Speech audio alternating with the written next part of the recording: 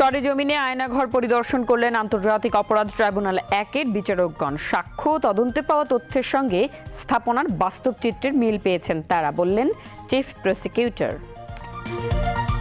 আজকে যে জেআইসিটি, এখানে কিন্তু আমাদের ব্রিগেডিয়ার আজমি সহ অনেক বন্দীদেরকে এই জেআইসিতে রাখা হয়েছে। দিনের পর দিন তাদের উপর অত্যাচার নির্যাতন করা হয়েছে।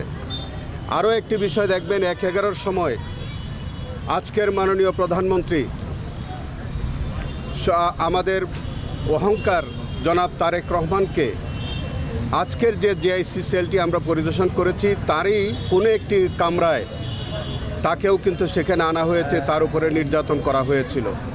এটাও কিন্তু আমাদের ইনভেস্টিগেশনে বিভিন্ন সাক্ষীদের মুখের বর্ণনা থেকে সেই তথ্যও পাওয়া গেছে এবং পর্যায়ক্রমে এগুলি বিচারের রিফ্লেকশন হবে।